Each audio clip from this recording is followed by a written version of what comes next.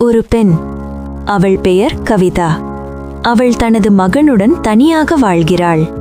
ஒரு ஆபீஸில் வேலை பார்க்கிறாள். ஒரு நாள் அவள் வீட்டு எதிரிலுள்ள வீட்டில் டூ லெட் பலகை தொங்கிக் கொண்டிருப்பதை பார்த்தாள். 2 நாட்களுக்கு பிறகு ஒரு பெண்ணும் அவள் மகனும் அந்த வீட்டுக்கு குடியேறினார்கள். அவள் பெயர் திவ்யா. ஒரு நாள் திவ்யா கவிதாவின் வீட்டின் கதவை தட்டினாள். கவிதா கதவை திறந்தாள். திவ்யா, ஹலோ, நாங்க புதுசா குடி வந்திருக்கோம். இதுக்கு முன்னாடி டெல்லியில இருந்தோம். என் கணவருக்கு இங்கே டிரான்ஸ்ஃபர் ஆகியிருக்கு. அவர் நாளைக்கு வருவர். அவ்வாறு திவ்யா மற்றும் கவிதா நல்ல நண்பர்களாக மாறினர். ஒரு நாள் திவ்யா தனது கணவரை கவிதாவிடம் அறிமுகப்படுத்துகிறாள். அந்த நொடியில் கவிதா அதிர்ச்சியில் உறைந்து போகிறாள். அவரும் அதேபோல் அதிர்ச்சியடைகிறார். அவர் பெயர் அருண். கவிதா உடனே தனது வீட்டிற்குள் ஓடி சென்று அழுதாள். சில நேரம் கழித்து அருண் கோபமாக வந்து, நீ என்னை ஏமாத்திட்ட. நீ கல்யாணம் பண்ணிட்டு குழந்தையும் வச்சிருக்க.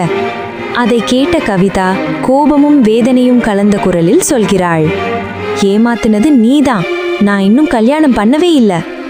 அருண் குழப்பமாக கேட்கிறான், அப்போ இந்த குழந்தை யாருடையது? அப்போதுதான் அவர்களுடைய ஃப்ளாஷ்பேக். கவிதாவும் அருணும் கல்லூரியில் காதலித்தவர்கள். அவர்களின் காதலை இரு குடும்பங்களும் எதிர்த்தன. அதனால் அவர்கள் வீட்டை விட்டு ஓடி கல்யாணம் செய்து கொண்டார்கள். சில காலம் சந்தோஷமாக வாழ்ந்தார்கள். ஆனால் அருணின் குடும்பம் அவர்களை கண்டுபிடித்து இருவரையும் பிரித்து விட்டார்கள்.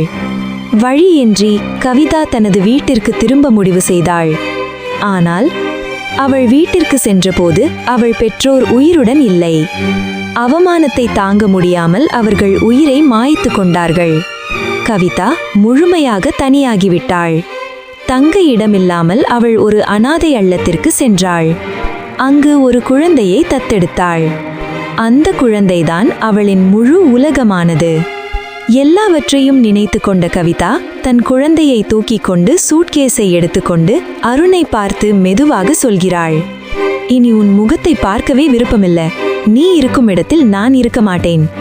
அவள் திரும்பி பார்க்கவில்லை. அவள் நடந்து சென்றாள்.